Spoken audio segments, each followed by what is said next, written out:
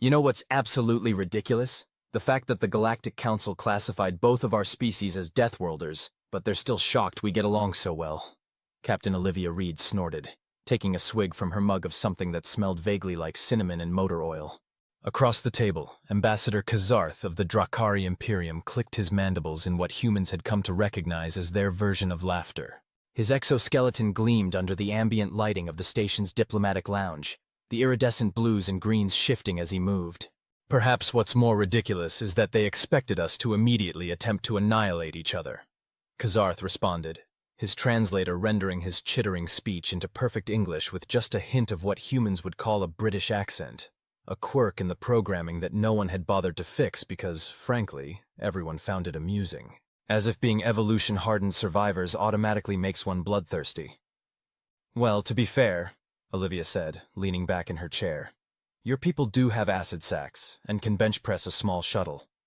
And your kind evolved on a planet with so much oxygen that everything is constantly trying to combust, while also developing a bizarre obsession with keeping creatures that could kill you as pets, Kazarth countered, his 4 eyes blinking in sequence, the Dra'kari equivalent of raising an eyebrow.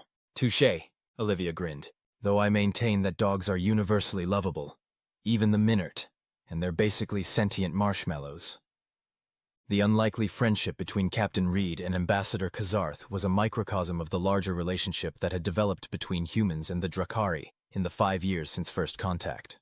2 species from planets that should have killed them, both joining the galactic community within months of each other, and both immediately labeled as dangerous Deathworlders by the older species. What the Galactic Council hadn't counted on was the instant kinship that formed when 2 evolutionary underdogs recognized each other's struggle to survive. 3 weeks earlier, Admiral Zhou of the United Earth Fleet stood ramrod straight on the bridge of the UES Intrepid, Earth's flagship and the pride of humanity's still fledgling space navy.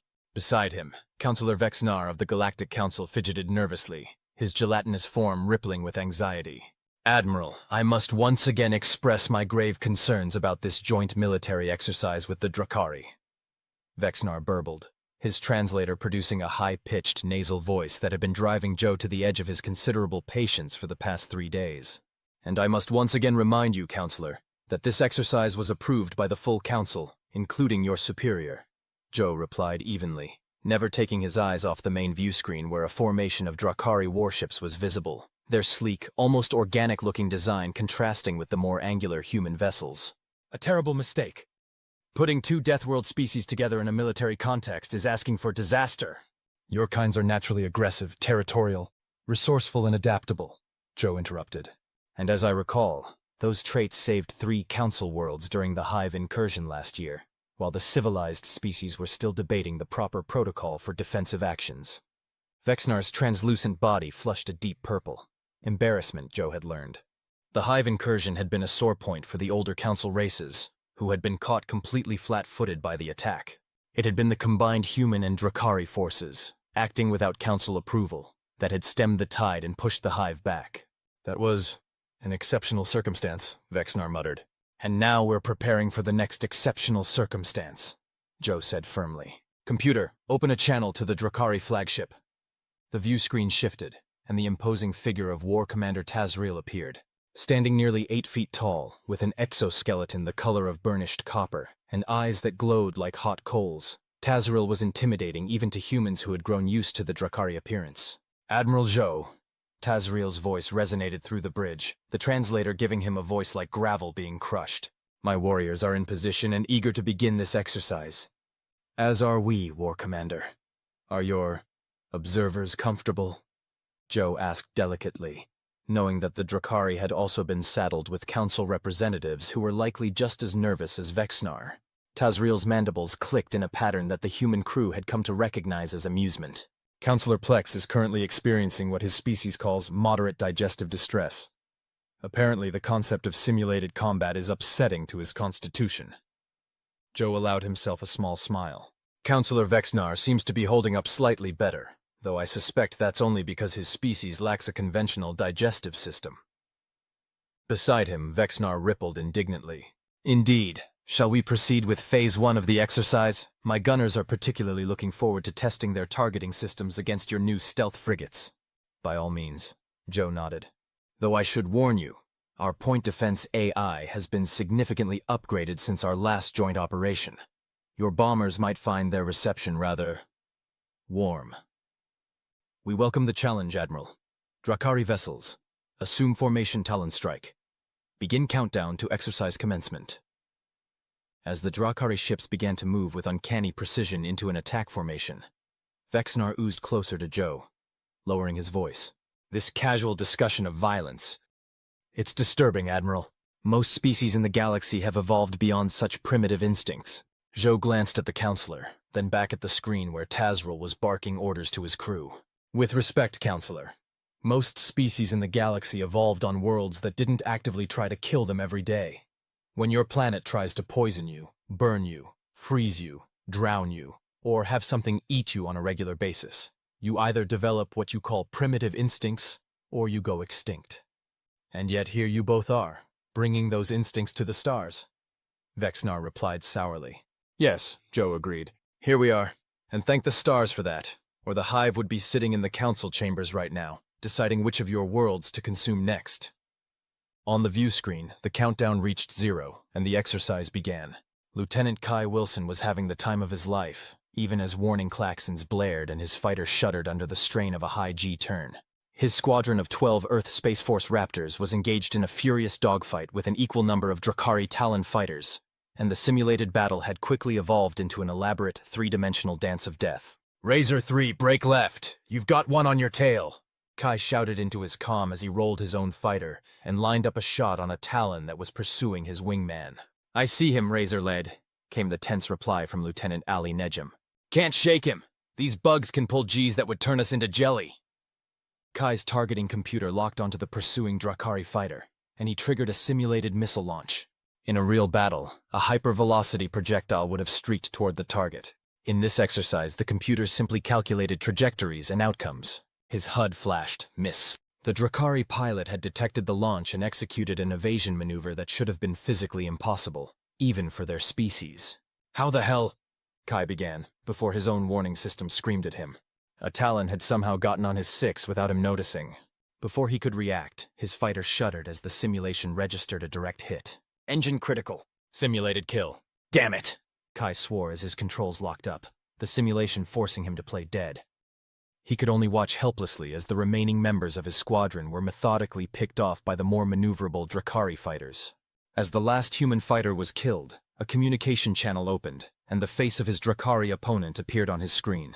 Flight Commander Ixara's mandibles were spread in what Kai had learned was a gesture of respect. Excellently fought, Lieutenant Wilson, she chittered, her translator converting it to slightly accented English. Your tactics were creative, if ultimately futile. Despite his competitive nature hating the loss, Kai couldn't help but grin. Your pilots move like they're not bound by physics, Commander. What's your secret? Some kind of inertial dampening tech we don't know about? Ixara made a sound that the translator didn't catch, something between a chuckle and a hiss. Nothing so exotic. We simply evolved on a world with 1.3 times your gravity, and with predators that could strike from any direction. Natural selection favored those who could withstand extreme acceleration and change direction rapidly. So what you're saying is, I need to start working out in a high G chamber, Kai joked. It would be a start, Ixara replied, and Kai could have sworn there was a teasing tone in her translated voice. Though I doubt your endoskeleton could ever match our natural advantages. Maybe not, but give us humans time. We're pretty good at adapting. It's kind of our thing. As is ours, Ixara agreed. Perhaps that is why our species understand each other, while the rest of the galaxy fears us both. Before Kai could respond, Admiral Zhou's voice came over the general channel. All units, exercise Phase 1 complete. Return to your respective carriers for debriefing. Phase 2 will commence in 3 hours. As Kai's fighter's systems came back online and he turned back toward the Intrepid, he found himself looking forward to the next phase of the exercise. There was something exhilarating about testing himself against the Dra'kari, challenging in a way that training exercises against other humans had never been.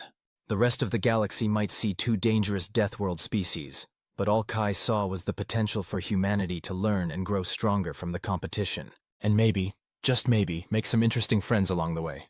In the observation lounge of Galactic Council Station T9, Counselor Vexnar and his colleague Plex sat watching recordings of the military exercise with expressions that, despite their alien physiologies, could only be described as horrified fascination. "Do you see the way they communicate during combat?"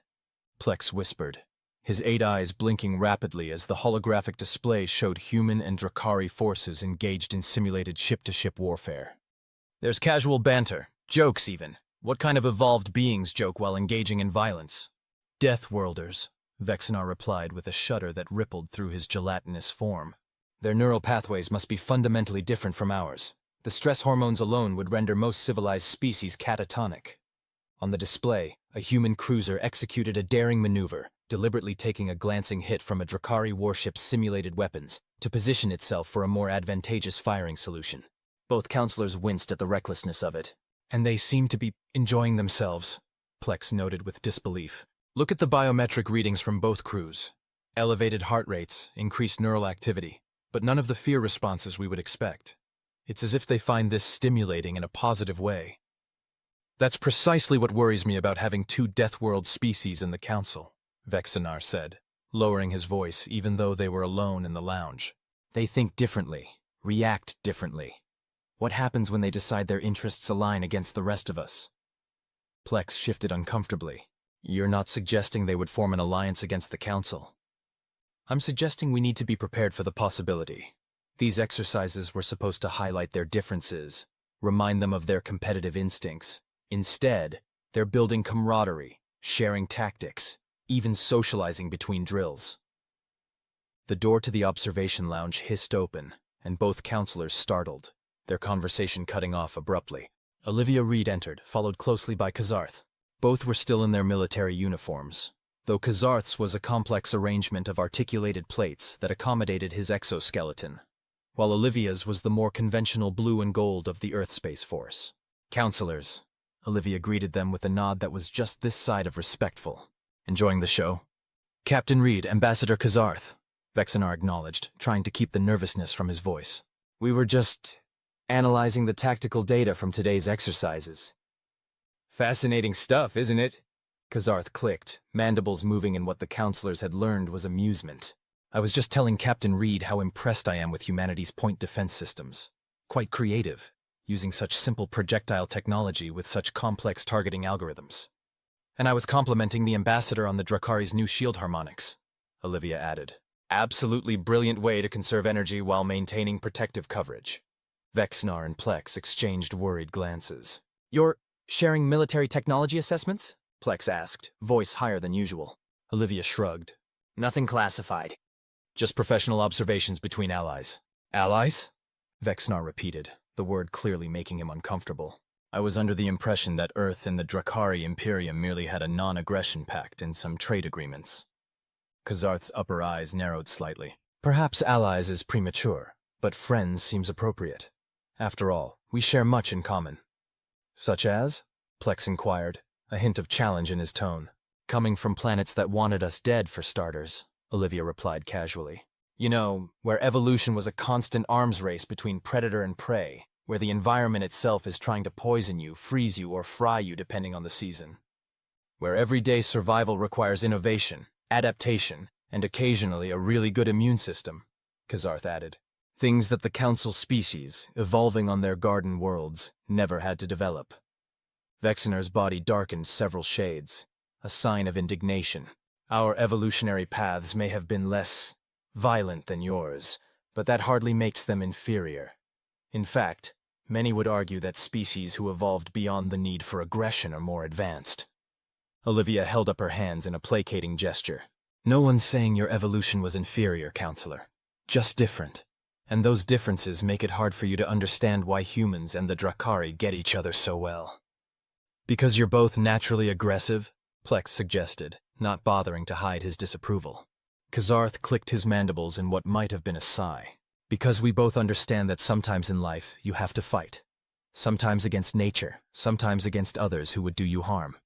And knowing when and how to fight, and when not to, that's something our species have had to master to survive. While the Council races had the luxury of developing without those pressures," Olivia continued. "Which is great. It led to your amazing artistic and philosophical achievements, but it also left you vulnerable to threats like the Hive." The mention of the Hive caused both counselors to ripple with discomfort. The recent invasion had caught the Council completely unprepared.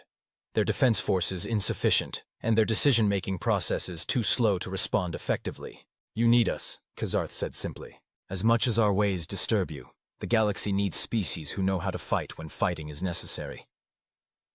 An uncomfortable silence fell over the room.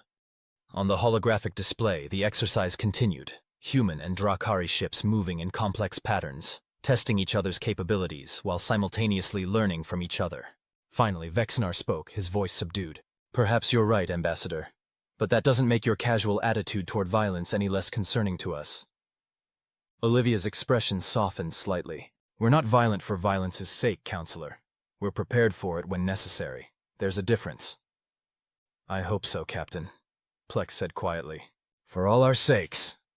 Dr. Eliza Morgan wiped sweat from her brow as she carefully extracted a sample from what appeared to be a massive, pulsating fungal growth. The rainforest of Dra'kari Prime was like Earth's Amazon on steroids. Hotter, more humid, with flora and fauna that seemed determined to set new records for both size and toxicity. "Careful with that one," chittered Tikral, her Dra'kari counterpart and guide on this xenobiology expedition. "The spores can cause temporary blindness in my species. No data on what they might do to your kind yet." "Fantastic," Eliza muttered, carefully sealing the sample container. "Just what I always wanted, to be the first human to discover whether alien fungus spores will melt my eyeballs." "Science requires sacrifice," Tikral replied, his translator rendering his chittering in a tone that Eliza couldn't quite tell was serious or sarcastic. After 3 weeks working together, she still found Dra'kari humor elusive at times. She straightened up, wincing as her back protested. The higher gravity of Dra'kari Prime was taking its toll, despite the conditioning all the human scientists had undergone before the expedition. "How much farther to the river basin?" she asked, checking her environmental suit's readings. The atmosphere was technically breathable for humans, but the higher concentration of certain gases meant they couldn't risk prolonged exposure without filters. Tikral pointed with one of his upper limbs. "About 2 of your kilometers that way. But we should move quickly. The light is fading, and you do not want to be in the jungle after dark." "Why not? More blindness-inducing fungus?" "No," Tikral said, suddenly serious. "The stalkers hunt at night." Eliza felt a chill despite the oppressive heat. She'd been briefed on the stalkers, apex predators that had nearly driven the pre-industrial Dra'kari to extinction. 12 feet of muscle, claws, and teeth, with a chameleon-like ability to blend into the jungle and intelligence that bordered on sentience. "I thought stalkers were confined to the northern continent these days," she said, trying to keep her voice steady as she packed up her equipment. "Mostly," Tikral agreed, "but this is still their world as much as ours. We may have cities and technology now, but step too far from them, and Dra'kari Prime reminds us who really rules here." As if on cue, a sound echoed through the jungle, part roar, part screech, entirely terrifying. It was distant, but not distant enough for Eliza's comfort. "Right," she said, slinging her pack over her shoulder with new urgency. "River basin, lead the way." They moved through the jungle with as much speed as the dense vegetation and Eliza's human limitations would allow. Tikral, despite his larger size, moved with surprising grace, his exoskeleton providing natural protection against the various thorns, spines, and stinging plants that Eliza had to carefully avoid. "You know," she said between controlled breaths, as they navigated a particularly challenging stretch, "when I signed up for this exchange program, I expected to spend most of my time in labs and controlled environments, not trekking through Deathworld jungles with night coming on and carnivores the size of small buses in the vicinity." Tikaral's mandibles clicked in what she now recognized as his version of laughter. "And when I agreed to be your guide, I expected a scientist who would prefer the safety of the dome cities, not one who would insist on collecting samples from the most toxic and dangerous parts of our ecosystem." "Touché," Eliza grinned behind her mask. "I guess Deathworlders are Deathworlders, regardless of the specific planet, huh?" "Indeed. Your Earth, with its pathogens, predators, natural disasters, and extremes of temperature, produced a species that, like mine, sees danger as an acceptable risk in pursuit of knowledge." Another distant roar interrupted their conversation, noticeably closer this time. "Though perhaps," Tikral added, picking up the pace, "we should discuss our shared evolutionary psychology when we're not potentially being hunted." They reached the river as the last of the daylight was fading, the 3 moons of Dra'kari Prime beginning to rise and cast an eerie, multi-hued glow over the landscape. The river was wider than Eliza had expected, its waters a deep purple that seemed almost black in the dim light. Tikral led her to what appeared to be a small structure built on stilts at the river's edge. As they approached, lights activated automatically, revealing a research outpost. "We'll be safe here for the night," Tikral explained as he entered a code into a panel by the door. "The structure is reinforced, and we have deterrent systems that keep stalkers and other predators at bay." Inside, the outpost was spartanly furnished but functional, with equipment for analyzing samples and basic living quarters. Most importantly to Eliza at that moment, it had environmental controls that reduced the humidity to something her human body could tolerate more comfortably. She removed her mask with a grateful sigh, then set about organizing the samples they'd collected throughout the day. Tikral moved to a communication console, presumably reporting their location and status to whatever passed for a safety authority in the Dra'kari research establishment. "The nearest city is about 60 kilometers from here," he said after completing his transmission. "A transport can retrieve us tomorrow if you've collected sufficient data." Eliza looked up from her samples. "Already? But we've barely scratched the surface of this ecosystem. I was hoping to spend at least another few days in this region." Tikral stared at her with all four of his eyes, his expression unreadable to human sensibilities. "You wish to remain in one of the most dangerous environments on our planet. For fun? For science," Eliza corrected, then grinned. "Though I can't deny there's a certain thrill to it." After a moment, Tikral's mandibles shifted in what she now recognized as his equivalent of a smile. "Dr. Morgan, I believe you would have made an excellent Dra'kari." "And you," she replied, "would fit right in on Earth, especially in Australia." As night fell completely outside, they settled in to analyze their findings, two Deathworld species united by their curiosity and their willingness to face danger in pursuit of understanding, a combination that the rest of the galactic community found equal parts admirable and terrifying. The Galactic Council's grand chamber was designed to intimidate. Soaring ceilings, ornate decorations from 100 worlds, and acoustics that made every word spoken from the central podium resonate with artificial gravitas. It was meant to remind delegates of the Council's power and authority, which had gone largely unchallenged for over 10,000 years. Admiral Zhou found it tacky. "Distinguished delegates," he addressed the assembled representatives, his voice steady despite the gravity of the situation. "The combined human and Dra'kari intelligence services have confirmed that the Hive has regrouped. They are preparing for a second invasion, one that will dwarf their previous incursion. We have less than 6 standard months to prepare." The chamber erupted in a cacophony of voices, translators struggling to keep up as dozens of species expressed shock, disbelief, or outright panic.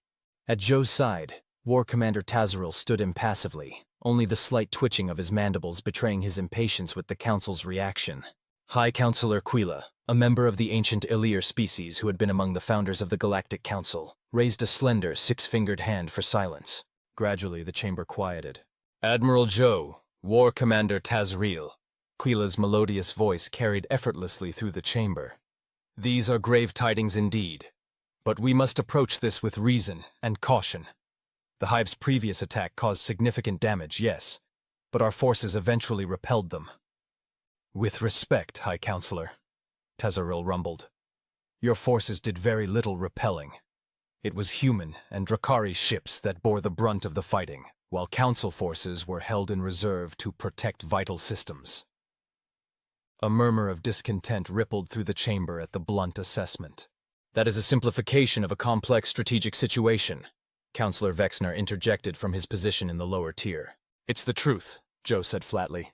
"And it's a truth we don't have time to dance around diplomatically. The Hive is coming back, stronger than before. If we stand against them as individual species, or even worse, if we repeat the disjointed response of the last invasion, we will fall." "What exactly are you proposing, Admiral?" Quila asked, her large, luminescent eyes narrowing slightly. Zhou nodded to a human aide, who activated a holographic display in the center of the chamber. A complex battle plan materialized, showing fleet positions, defensive arrays, and supply chains spanning dozens of star systems. A unified defense strategy. One that plays to each species' strengths rather than adhering to the Council's traditional hierarchy. Human and Dra'kari forces would form the vanguard, with Council species providing logistical support, medical services, and specialized technical capabilities. "You're asking us to cede military control to your Deathworld forces?"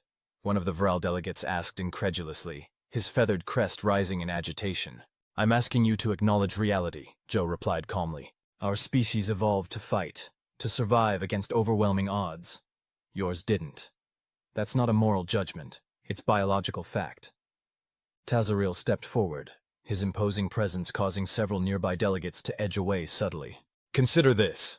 In the last incursion, Hive forces breached Council lines within hours. When they encountered human and Dra'kari resistance, their advance slowed, then stopped. This is not coincidence. It could be argued, Councillor Plex said hesitantly, that the Hive simply wasn't prepared for your unorthodox tactics. Then let us be unorthodox again, Zhou urged. But this time with coordination, with the full support of the Council behind us, instead of bureaucratic interference. The chamber fell silent as the delegates considered the proposal. Zhou could practically see the calculations happening behind their various alien features, weighing pride against practicality, tradition against survival. Finally, High Councillor Quila spoke. This proposal represents a significant departure from Council protocols that have served us for millennia. They cannot simply be cast aside, yes, Zhou interrupted, his patience finally wearing thin. We've heard this before, but those protocols were designed for a peaceful galaxy, where the greatest threat was trade disputes or minor border skirmishes. They were not designed for an enemy like the Hive. What the Admiral means, Tazriel added, his tone slightly more diplomatic, is that extraordinary circumstances require extraordinary measures. The Hive doesn't care about your protocols. They care about consuming your worlds and your people. Murmurs spread through the chamber again, but this time with a different tenor.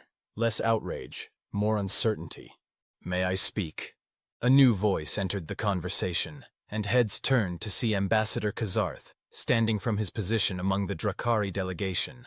Without waiting for permission, he moved to join Zhou and Tazril at the central podium. This council has long prided itself on representing the pinnacle of galactic civilization, Kazarth began, his translated voice carrying the formal tones of practiced diplomacy. You have built something remarkable, a community of species working together despite vast differences. But civilization is not just about art and philosophy and comfortable living. It's about survival. And sometimes, survival requires acknowledging that different evolutionary paths have created different strengths. He gestured to the holographic battle plan still rotating above them. This plan doesn't ask you to become warriors. It asks you to let those of us who are natural warriors do what we do best, while you do what you do best. Is that not the very essence of cooperation that this council was founded upon? The chamber was silent now, many delegates looking thoughtful. And consider this, Kazarth continued.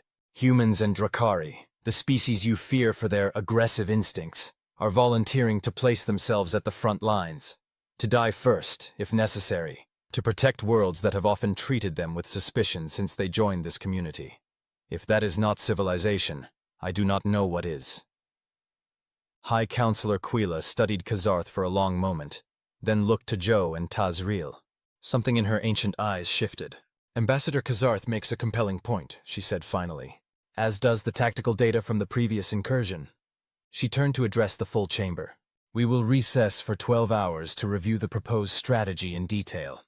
But I will say this. Pride is a luxury we cannot afford in the face of extinction. As the session adjourned and delegates began filing out, already engaged in intense discussions, Kazarth turned to Zhou and Tazril. That went better than expected, he clicked quietly. Your speech helped, Zhou acknowledged. Though I suspect what really convinced them was the realization that we're volunteering to die so they don't have to. Tazril's mandibles clacked in dark amusement. Perhaps. But they forget one important detail. What's that? Zhou asked. Deathworlders don't die easily. 6 months later, the bridge of the UES Intrepid was a storm of controlled chaos, as the first wave of Hive ships emerged from FTL at the edge of the Vega system. Admiral Zhou stood at the tactical display, watching as the human Dra'kari joint fleet moved into attack formation. All ships report ready, Admiral. Lieutenant Commander Samantha Reyes reported from her station. Dra'kari dreadnoughts are in position. Our carriers are launching fighters now. Excellent, Zhou nodded. Comms, put me through to War Commander Tazril. The imposing Dra'kari appeared on the main view screen, his battle armor gleaming under the lights of his own bridge. Unlike human ships with their clean, minimalist aesthetics, Dra'kari vessels favored a more organic look, with command centers that resembled nothing so much as the inside of some great beast. Admiral, Tazril greeted him. The Hive approaches exactly as your intelligence predicted. We are ready to receive them. Let's hope our new tactics work as well in practice as they did in simulation, Zhou replied. The Council forces are in position to provide support? Tazaril's mandibles clicked in what Zhou had learned was a gesture of confirmation. Yes, though I sense reluctance still. Old habits die hard, it seems. They'll get over it when they see our plan in action. Zhou turned to his tactical officer. Status of the Hive fleet? 73 capital ships and approximately 300 smaller vessels detected so far, sir. Configuration matches intelligence reports. They've upgraded their weapons and shielding since the last encounter. Zhou's expression remained impassive, but he felt a flutter of concern. Those were significant numbers, even for their combined fleet. But then no one had said this would be easy. Very well. Signal all ships. Operation Thermopylae is a go. Let's show these bugs what happens when they pick a fight with Deathworlders. The battle that followed would later be studied in military academies across the galaxy. The human Dra'kari fleet didn't attempt to form a traditional defensive line. Instead, they employed a strategy that seemed, to outside observers, like barely controlled chaos. Human carriers launched swarms of fighters that darted between the larger Hive vessels, drawing fire and creating confusion, while Dra'kari warships executed precision jumps into and out of the battle zone, appearing where they were least expected to deliver devastating strikes before vanishing again. It was a strategy that played to both species' strengths. Human adaptability and improvisational tactics paired with Dra'kari ferocity and precision. And behind them, Council ships provided crucial support, their advanced sensor arrays giving the combat vessels real-time intelligence on Hive movements, their medical ships standing ready to receive casualties, their logistics fleet ensuring ammunition and supplies flowed smoothly.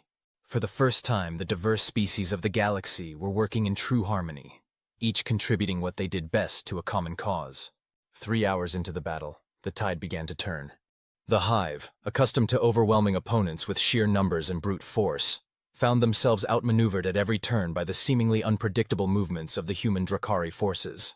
On the bridge of the Intrepid, Admiral Zhou allowed himself a small smile as the tactical display showed yet another Hive capital ship breaking apart under concentrated fire. Sir, Lieutenant Commander Reyes reported. Hive forces are beginning to pull back to regroup. Their formation is fragmenting. Now's our chance, Zhou said. Signal War Commander Tazreel. Execute Phase 3. On the view screen, Tazreel's mandibles spread in what Zhou had come to recognize as a predatory smile. With pleasure, Admiral. All Dra'kari vessels, implement Phase 3. Target their command ship. What followed was a display of coordination that would have seemed impossible 6 months earlier. Human carriers launched their remaining fighters in a wave that drew the Hive's point defense systems, creating gaps in their coverage. At the same time, Dra'kari warships executed a complex series of micro-jumps, appearing at precisely calculated points around the massive Hive command vessel. The attack was devastatingly effective. Within minutes, the Hive command ship was crippled, its propulsion and weapon systems offline. Without central coordination, the remaining Hive vessels fell into disarray. All ships, press the advantage, Zhou ordered, his voice calm despite the exhilaration of impending victory. Don't let them regroup. By the time the last Hive ship was destroyed or driven off, the combined fleet had sustained significant damage, but remarkably few casualties.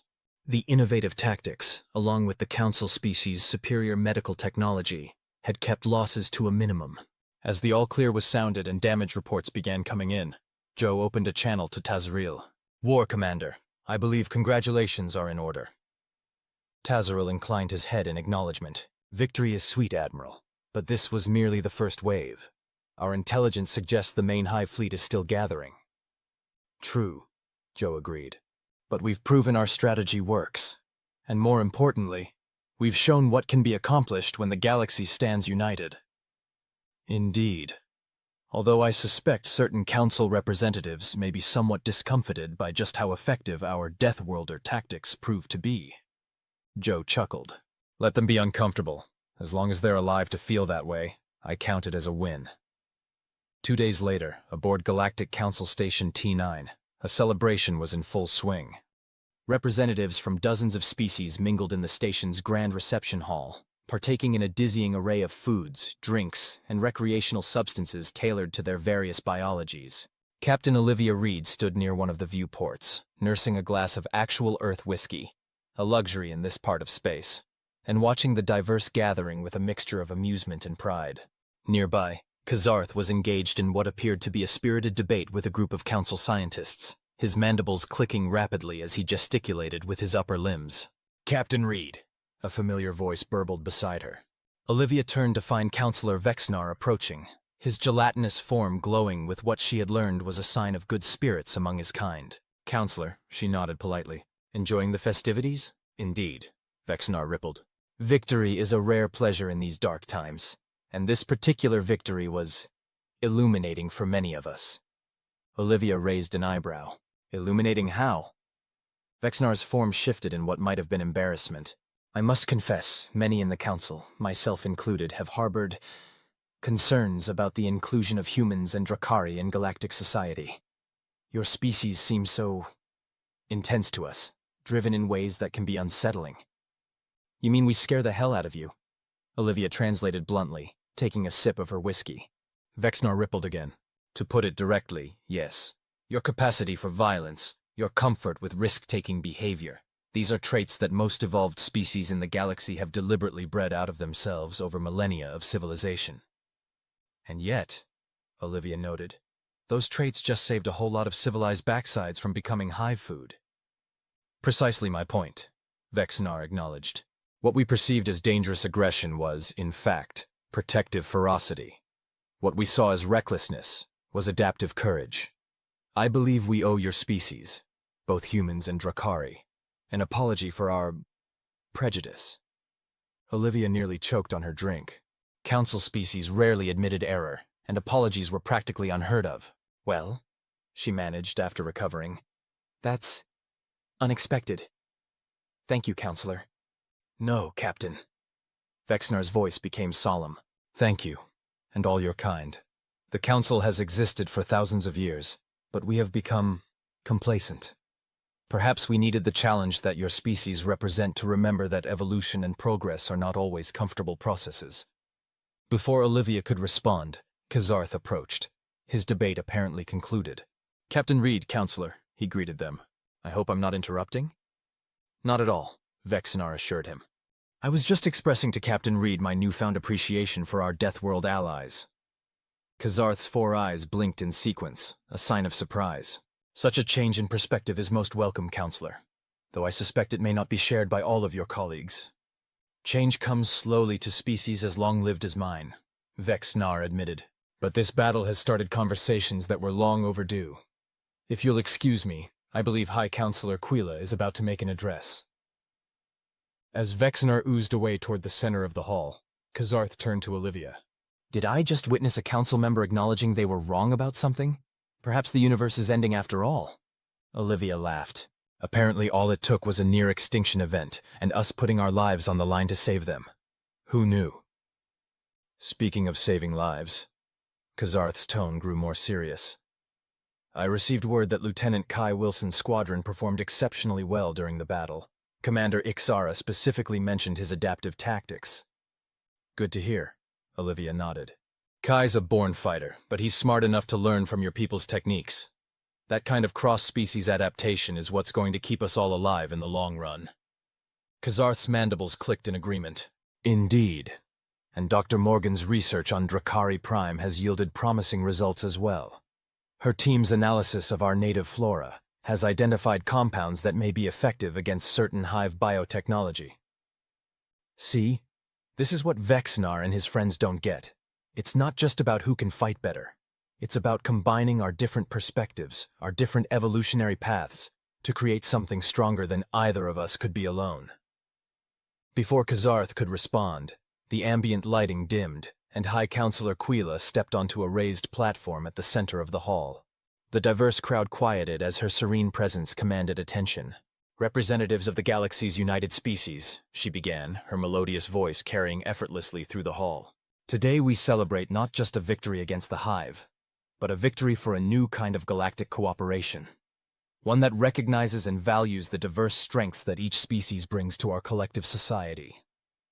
Murmurs of approval rippled through the assembly. "For too long," Keela continued, "the Council has operated on the assumption that there is one path of evolution, one definition of civilization. Recent events have proved this assumption not just wrong, but dangerously limited. Olivia and Kazarth exchanged surprised glances. For the High Counselor herself to acknowledge such a foundational error was unprecedented. In recognition of this new understanding, and in gratitude for their leadership in the recent conflict, the Council has unanimously voted to elevate both humanity and the Dra'kari Imperium to full senior member status, with all the rights and responsibilities therein. The announcement caused a wave of reactions throughout the hall: surprise, approval, and from some quarters, visible concern. Senior member status was typically reserved for species with at least 1,000 years of Council participation. Furthermore, Keela continued when the murmurs subsided, we are establishing a new joint defense initiative, to be led jointly by human and Dra'kari commanders, with participation from all Council species according to their capabilities. The initiative will coordinate our preparations for the expected arrival of the main Hive fleet, as well as develop protocols for future threats. As Keela concluded her remarks and the gathering erupted in discussions, Olivia turned to Kazarth. Well, she said, raising her glass, here's to Deathworlders showing the galaxy how it's done. Kazarth mimicked the gesture with his own drinking vessel. To Deathworlders, may we continue to terrify and impress in equal measure. Lieutenant Kai Wilson's fighter squadron was on patrol at the edge of the Vega system, maintaining vigilance despite the recent victory. Intelligence suggested the main Hive fleet was still several weeks away from arrival, but no one was taking chances. Razor lead to squadron, maintain formation and prepare for sector sweep, Kai instructed, his fighter gliding smoothly through the void, flanked by his human wingmen and an equal number of Dra'kari Talon fighters. The joint patrols had been implemented immediately after the battle, combining human and Dra'kari pilots to leverage their complementary skills. What had begun as a wary professional arrangement had quickly evolved into something approaching camaraderie. Razor lead, this is Talon 3, came the voice of Ixara over the comm. Sensors detecting unusual energy signatures at coordinates 227 Mark 45. Request permission to investigate. Copy that, Talon 3. Take Razor 2 and Talon 6 with you. The rest of us will continue the patrol pattern. As the three fighters peeled off toward the anomaly, Kai adjusted his course slightly, bringing his fighter alongside the Talon fighter piloted by Rizkar, a younger Dra'kari pilot who had joined their squadron after the battle. So, Rizkar, Kai said conversationally over a private channel, still think human maneuvers are needlessly flashy and inefficient?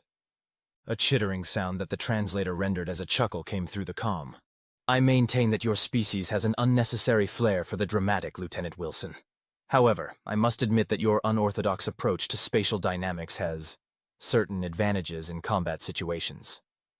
High praise coming from you, Kai grinned. And I suppose I might concede that Dra'kari precision targeting has its merits, even if it lacks a certain human creativity. Their good-natured banter was interrupted by an urgent communication from Ixara. All fighters return to my position immediately. We've discovered... The transmission cut off abruptly, replaced by static. Talon 3, come in, Kai called, already banking his fighter sharply toward the coordinates where Ixara had been investigating. Razor 2, report! Nothing but static answered him. All fighters full burn to those coordinates, Kai ordered, pushing his engines to maximum. The squadron responded instantly, human and Dra'kari vessels moving as one. They arrived at the location to find a disturbing scene. Razor 2, Lieutenant Ali Najem's fighter, was drifting, its systems apparently offline. Talon 6 was nowhere to be seen, and Ixara's fighter was being pulled toward what appeared to be a small artificial structure floating in space, some kind of automated station of unfamiliar design. Evasive maneuvers, Kai shouted as his sensors began blaring warnings. That thing is generating some kind of tractor beam. The squadron scattered, executing the complex evasive patterns they had developed during their joint training. All except Rizkar, whose fighter suddenly lurched toward the mysterious station. My controls aren't responding, the Dra'kari pilot reported, his usually calm voice tight with tension. The beam has locked onto my ship. Kai made a split-second decision. All fighters, target that station and fire. Full weapons, now. A barrage of missiles and energy weapons converged on the mysterious structure. For a moment it seemed to absorb the assault without effect. Then, with a flash of light that temporarily blinded their sensors, it exploded. The explosion released Ixara and Rizkar's fighters, but the shockwave sent them tumbling dangerously. Kai maneuvered his own vessel to intercept Rizkar's, using his fighter's tractor systems to stabilize the Dra'kari ship. Talon 3, Talon 6, report status, he called. Talon 3, systems rebooting, Ixara responded after a tense moment. Minor damage only. This is Razor 2, came Najem's voice, to Kai's immense relief. I was knocked out briefly, but systems are coming back online. What the hell was that thing? Unknown, Kai replied. But we need to recover any debris for analysis. And someone better inform command that the Hive might have left us a few surprises. As the squadron regrouped and began the careful process of collecting fragments from the destroyed station, Rizkar opened a private channel to Kai. Lieutenant Wilson, the Dra'kari pilot said, his translator conveying a tone of sincere respect. I owe you my gratitude. Your quick action saved my life. Just doing what partners do, Kai replied. Besides, I'm pretty sure you'd have done the same for me.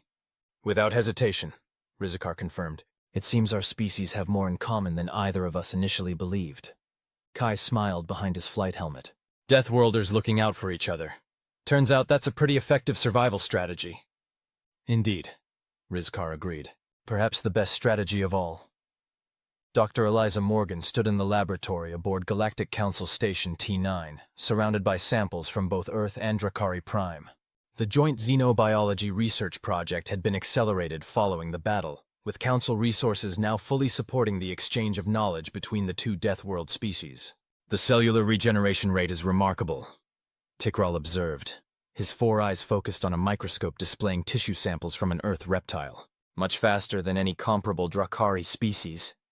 And yet slower than your insectoid analogs, Eliza pointed out, gesturing to another display showing cellular activity from a Dra'kari specimen. It's fascinating how our planets developed such different solutions to similar evolutionary pressures. Their research had taken on new urgency after the discovery of the Hive outpost. Analysis of the debris had confirmed their worst fears. It was an automated biological research station, likely collecting data on human and Dra'kari physiology to help the Hive develop more effective weapons against them. The Council scientists have finished their analysis of the Hive bioweapon fragments, Tikral said, mandibles twitching in what Eliza now recognized as concern. The preliminary findings suggest they're developing pathogenic agents specifically targeted at our species' unique biology. Eliza frowned. That's disturbing, but not surprising. The Hive recognized who the real threats were in the last battle. Indeed. However, this may actually work to our advantage. How so? Tikral moved to a holographic display and activated it, showing complex molecular structures. The Hive's focus on our specific biological vulnerabilities means they're developing highly specialized weapons, but our research here has already identified something interesting. He manipulated the display, highlighting certain molecular patterns. Human immune responses and Dra'kari exoskeletal regeneration mechanisms share certain fundamental processes, despite evolving on different worlds. It's as if Deathworlds, despite their differences, force evolution along certain optimized pathways. Eliza's eyes widened as she grasped the implications. So a bioweapon designed to target specifically human or specifically Dra'kari biology might be less effective than they hope, because we have underlying similarities they don't understand. Precisely. And more importantly, by combining our medical knowledge, we may be able to develop countermeasures more rapidly than the Hive can adapt their weapons. They were interrupted by the arrival of a Council scientist, Plex, who had been assigned as liaison to their research team. The 8-eyed alien still seemed vaguely uncomfortable around them, but his initial fear had given way to a reluctant professional respect. Dr. Morgan, researcher Tikral, he greeted them with a formal gesture. The Council wishes to be updated on your progress. We've made significant breakthroughs in understanding the complementary nature of human and Dra'kari biology, Eliza explained, particularly as it relates to potential resistance against Hive bioweapons.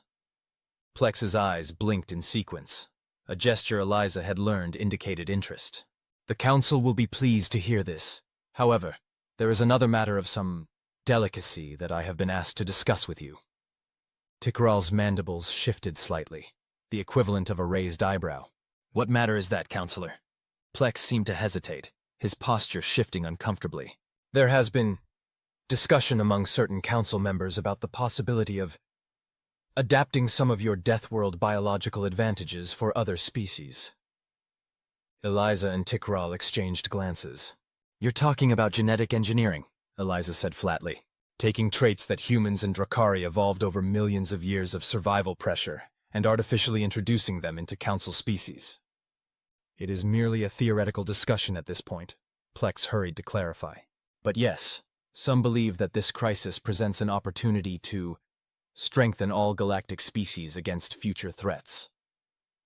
Tikral's posture stiffened, a warning sign that Eliza had learned to recognize.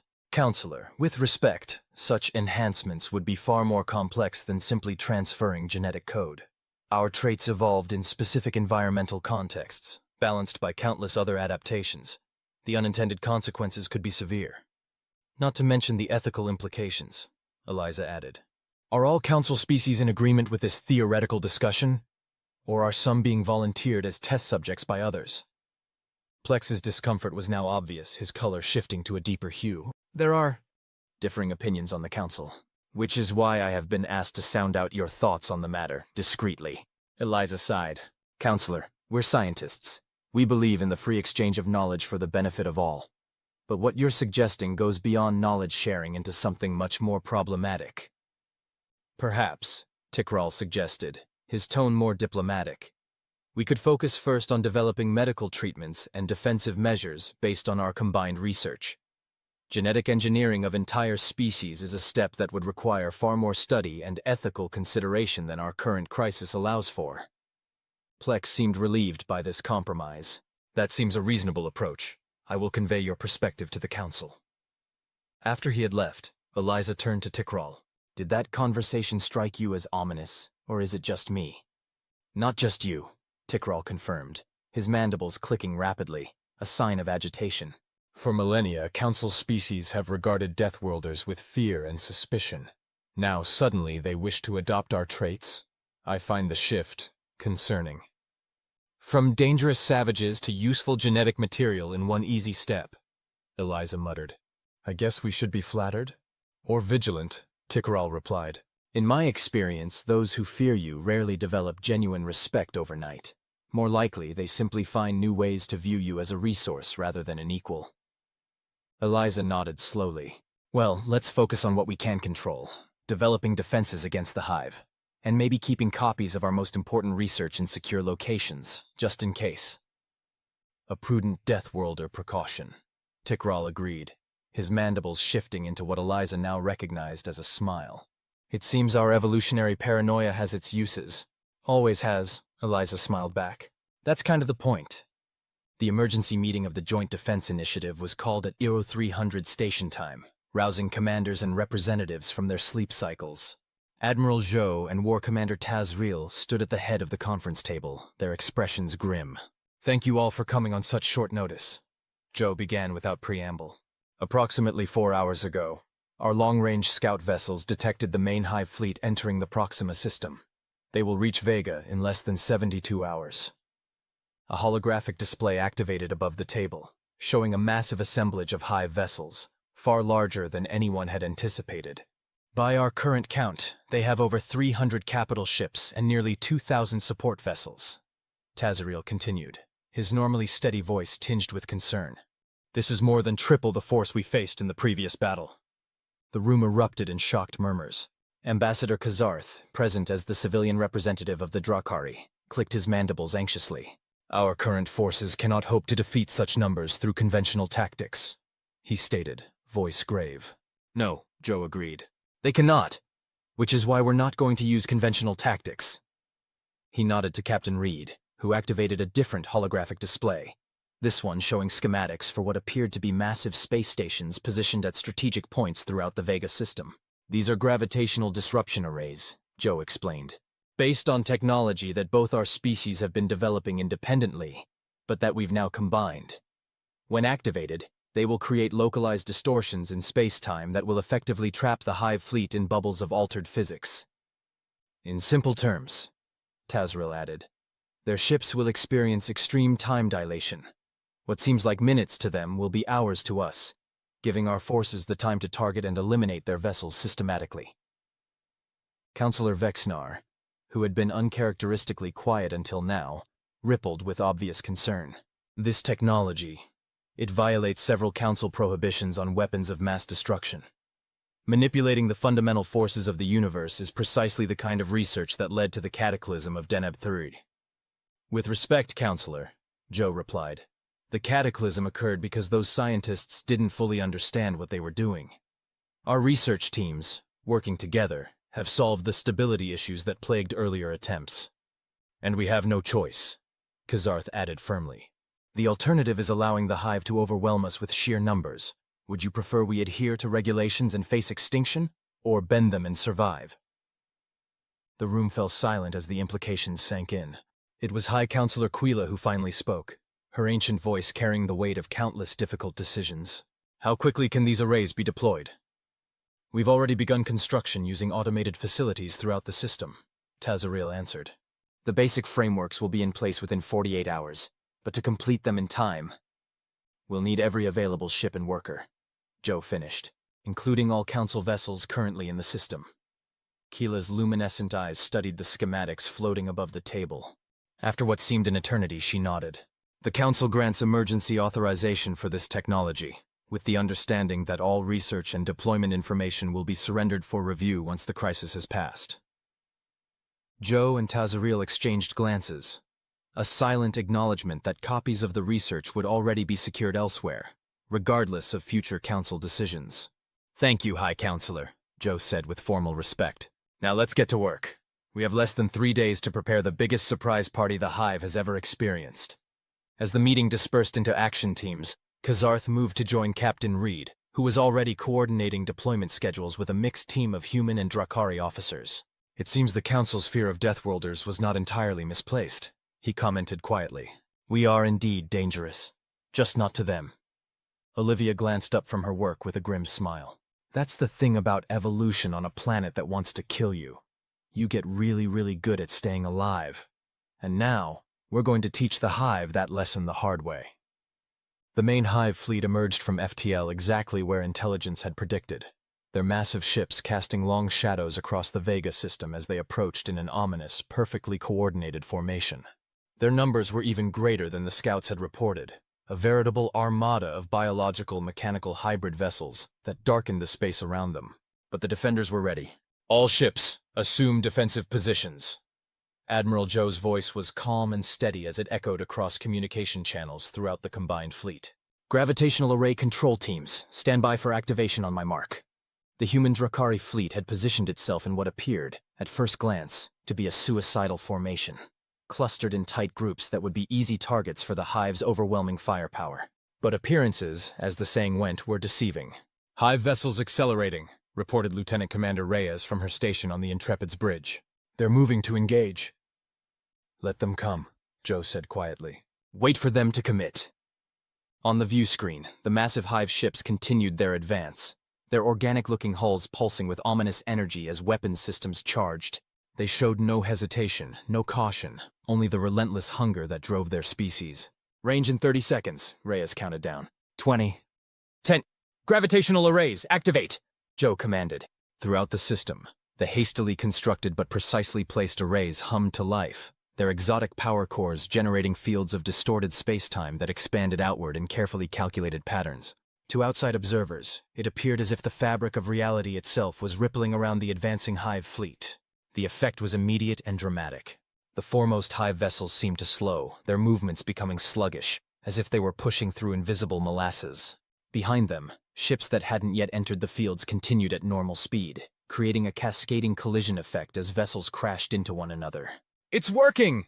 Someone shouted from the tactical station, unable to maintain professional detachment in the face of such a spectacle. All ships, commence attack pattern Obsidian, Zhou ordered. Target priority vessels as assigned. Remember, the time dilation isn't absolute. They'll still be able to fight back, just much slower than normal. The combined fleet moved with practiced precision, unleashing devastating volleys against the now vulnerable Hive ships. What would normally have been an even exchange of fire became entirely one-sided, with human and Dra'kari vessels striking multiple blows before the Hive could respond with even a single shot. On the bridge of the Dra'kari dreadnought Eternal Vigilance, War Commander Tazaril watched the battle unfold with fierce satisfaction. The Deathworlders' advantage, he rumbled to his second-in-command. We understand that sometimes, victory requires changing the rules of engagement. The battle raged for hours, but its outcome was never truly in doubt. By the time the last Hive vessel was destroyed or disabled, the combined fleet had suffered only minimal casualties, a miracle by any standard when facing such overwhelming numbers. As the all-clear signals went out across the system and the gravitational arrays powered down, Zhou opened a channel to all ships. "This is Admiral Zhou. The Hive threat has been neutralized. To all who participated in this defense, human, Dra'kari, and Council alike, you have my deepest thanks and highest commendation. Today, we have proven that the diverse species of this galaxy, working together, can overcome any threat." He paused, allowing the significance of the moment to sink in. "But more than that, we have proven something that Deathworlders have always known. It's not the size of the force that matters, but the adaptability, the creativity, and the sheer stubborn will to survive. Today those qualities save not just our worlds, but all worlds. Remember this moment, for it marks a new chapter in galactic history." As cheers erupted across communication channels and ships throughout the fleet flashed their running lights in celebration, Zhou turned to his communications officer. "Get me a private channel to War Commander Tazriel." When the imposing Dra'kari appeared on his personal screen, Zhou allowed himself a small smile. "Well, War Commander, it appears our little demonstration of Deathworld ingenuity was rather effective." Tazriel's mandibles spread in what Zhou now recognized as the Dra'kari equivalent of a grin. "Indeed, Admiral. I suspect the Council will be viewing our primitive instincts with considerably more appreciation from now on. At least until the crisis passes and they go back to being nervous about us," Zhou noted dryly. "Perhaps," Tazriel acknowledged, "but they will never again be able to dismiss us. And more importantly, they will never forget that when faced with extinction, it was the Deathworlders who saved them." "To Deathworlders, then," Zhou said, raising a virtual toast. "May we continue to terrify and protect in equal measure." "To Deathworlders," Tazriel agreed. "Long may we thrive among the stars." 6 months after the decisive battle against the Hive, the Galactic Council chamber was again filled with representatives from across the galaxy. But this time the atmosphere was markedly different. Where once there had been thinly veiled suspicion and unease surrounding the human and Dra'kari delegations, now there was a new respect. Sometimes grudging, but respect nonetheless. High Counselor Quila stood at the central podium, her ancient face serene as she addressed the assembly. "Today marks the formal ratification of the Defense Cooperation Treaty between all Council species," she announced, her melodious voice carrying easily through the vast chamber. "For the first time in our long history, we acknowledge that security cannot be separated from diversity, that different evolutionary paths bring different strengths, all of which are necessary for our collective survival." In their positions of honor near the podium, Admiral Zhou and War Commander Tazriel stood side by side, exemplifying the new alliance that had formed between their species. Behind them, Captain Reed and Ambassador Kazarth represented the civilian leadership that had helped bridge the cultural gaps between humans, Dra'kari, and the wider galactic community. "Furthermore," Keela continued, "the Council has unanimously approved the establishment of the Interspecies Research Initiative, dedicated to the ethical exchange of knowledge between all our diverse biologies and technologies. No longer will we allow fear of difference to impede scientific progress that benefits all." From their place among the scientific delegation, Dr. Eliza Morgan and researcher Tikral exchanged satisfied glances. Their joint work had already led to several breakthroughs in medical technology, benefiting species across the galaxy. "And finally," Keela said, her tone becoming more solemn, "we must acknowledge a truth that recent events have made undeniable. For too long, this Council has operated on the assumption that there is one correct path of evolution, one ideal form of civilization. We now recognize this view as not merely limited, but dangerous."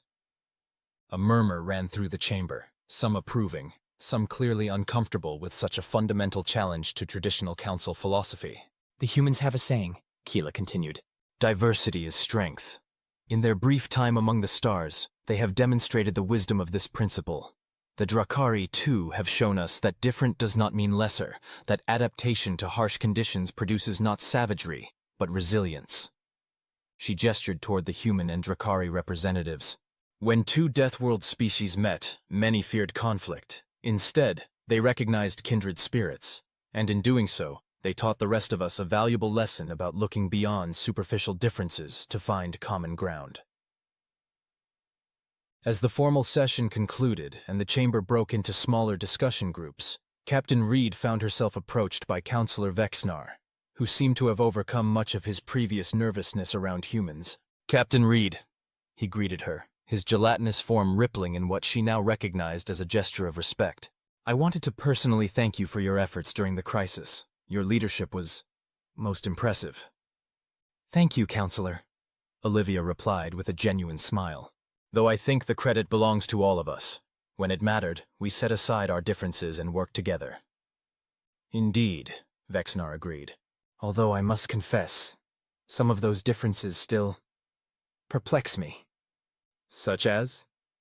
Well, Vexnar's form shifted in what might have been embarrassment. Just yesterday, I observed a group of human and Dra'kari pilots engaged in some kind of competitive physical activity in the station's recreation area. There was shouting, physical contact, and what appeared to be deliberate attempts to cause minor injury to one another, and yet afterward they all seemed pleased about the experience. Olivia laughed. They were probably playing rugby. It's a human sport that the Dra'kari have taken to with surprising enthusiasm. Something about the controlled aggression appeals to them. You deliberately engage in activities that risk physical harm. For entertainment? Vexnar sounded both horrified and fascinated. It's not just about the risk or the aggression, Olivia explained. It's about testing limits, building teamwork, experiencing the full range of what our bodies can do. Deathworld species tend to find that exhilarating rather than frightening. Vexnar considered this for a moment, his translucent body shifting through various hues as he processed the information. I suppose when one evolves on a world where death is a constant possibility, small controlled risks seem insignificant by comparison. Exactly, Olivia nodded, impressed by his insight. And there's something else that Deathworld species understand intuitively that Council species sometimes struggle with. What's that? That comfort isn't always the same as safety. Sometimes, the comfortable choice, the one that feels safe in the moment, leads to greater danger in the long run. Both humans and Dra'kari evolved in environments where complacency could be fatal. Vexnar rippled thoughtfully. That explains much about your approach to the Hive threat. While we sought consensus and minimal disruption, the comfortable path, you and the Dra'kari immediately prepared for the worst-case scenario. And in doing so, we were ready when it arrived, Olivia confirmed. It's not that we enjoy violence or danger, Counselor. It's that we respect it too much to pretend it doesn't exist. A profound difference in perspective, Vexnar acknowledged. Perhaps one that all species in the galaxy would benefit from understanding better. Across the chamber, Ambassador Kazarth was engaged in a similar conversation with a group of Council scientists, explaining aspects of Dra'kari culture that had previously been misinterpreted as aggression rather than adaptive caution. Our greeting ritual, which involves the extension of combat limbs, he was explaining, is not a threat display as many have assumed. It's a demonstration of trust, showing that although we are capable of violence, we choose connection instead. The scientists listened with newfound interest, asking questions that would have been considered impolitely direct just months earlier. The barriers of fear were breaking down, replaced by genuine curiosity. By the end of the day, as representatives began departing for their respective quarters, Admiral Zhou found himself standing alone at one of the chamber's vast viewports, looking out at the stars. War Commander Tazariel approached, his heavy footsteps announcing his presence long before he arrived. "Reflective, Admiral?" the Dra'kari commander inquired, moving to stand beside his human counterpart. "Just thinking about how far we've come," Zhou replied. "Not just in space, but in understanding. 6 months ago, most of the beings in that chamber viewed us with suspicion at best, fear at worst. And now?" Zhou smiled slightly. "Now they're trying to understand us. That's progress." "Indeed," Tazariel agreed. "Though I suspect some still fear us. The difference is they now see value in what they fear." "Is that enough?" Zhou wondered aloud. "Being valued for our capacity for violence, even if it's in their defense?" Tazariel's mandibles clicked thoughtfully. "It is a beginning. My people were spacefaring for nearly 3 centuries before joining the Council. In that time, we learned that understanding between different evolutionary paths comes slowly, but it does come." "I hope you're right," Zhou said. "Because there's more out there than just the Hive. The galaxy is vast, and if our experiences on Earth and Dra'kari Prime taught us anything, it's that nature is endlessly creative in developing threats." "Then it is fortunate," Tazriel replied, "that Deathworlders are equally creative in developing solutions.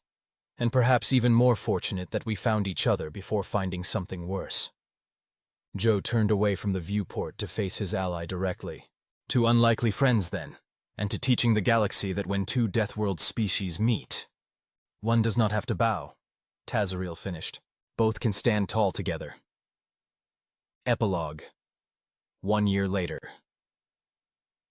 The observation deck of the newly constructed Interspecies Academy was crowded with representatives from dozens of worlds, all gathered to witness the inaugural class, the first generation of officers trained in both human and Dra'kari tactics, as well as Council diplomatic protocols. Lieutenant Kai Wilson stood proudly in his dress uniform, now adorned with both Earth Space Force insignia and a small emblem representing his cross-training with the Dra'kari fleet. Beside him, Rizkar wore the equivalent ceremonial armor of his people, similarly modified to acknowledge his human training. "Hard to believe it's been a year," Kai remarked quietly, as they watched various dignitaries giving speeches at the podium. "Feels like that first joint exercise was yesterday." "Time moves differently when survival is at stake," Rizkar replied philosophically. "Though I must admit, learning your human sports has made the year pass more enjoyably than expected." Kai grinned. "Still sore about losing that last rugby match? You had an unfair advantage." Rizkar clicked his mandibles in mock indignation. "Your team included Dr. Morgan, who inexplicably understands Dra'kari's center of balance weaknesses all too well." "That's what you get for letting her study your physiology for 6 months," Kai laughed. "Knowledge is power, my friend." Their banter was interrupted as Admiral Zhou took the podium, his voice carrying across the observation deck with practiced authority. "Today marks not just the christening of this academy, but the beginning of a new chapter in galactic history," he began. 1 year ago, in the wake of the Hive conflict, many wondered if the newfound cooperation between species would last beyond the immediate crisis. Today, looking at these cadets, human, Dra'kari, and yes, representatives from 12 council species as well, I believe we have our answer. From her position among the civilian leadership, Captain Reed, now Ambassador Reed, exchanged a satisfied glance with Kazarth, who had been instrumental in designing the Academy's cultural exchange curriculum. "The Interspecies Academy represents our commitment to learning from each other," Zhou continued, "not erasing our differences or pretending they don't exist, but understanding them, respecting them, and finding strength in them." The crowd applauded politely, though Kai noticed that the human and Dra'kari sections did so with considerably more enthusiasm than some of the council representatives. "Old habits die hard," he murmured to Rizkar. "As do old fears," the Dra'kari agreed. "But they do eventually die, or at least evolve into something more productive." As the ceremony concluded and the formal reception began, Dr. Morgan found herself approached by a young council scientist, a Minert, one of the so-called marshmallow species that Olivia had once joked about, with their soft bodies and generally gentle dispositions. "Dr. Morgan," the Minert greeted her with a formal gesture. "I am researcher Lumi. I've been studying your papers on comparative evolutionary pressure responses. Your work is challenging many of our assumptions." "In a good way, I hope?" Eliza smiled. "In a necessary way," Lumi replied seriously. "For too long, my species has avoided difficult questions about our place in the galaxy. We evolved in nearly ideal conditions, with few predators and stable environments. It made us contemplative, artistic, and vulnerable." Eliza finished gently. "Yes," Lumi's soft voice carried a new determination. "Which is why I volunteered for the Academy's scientific division.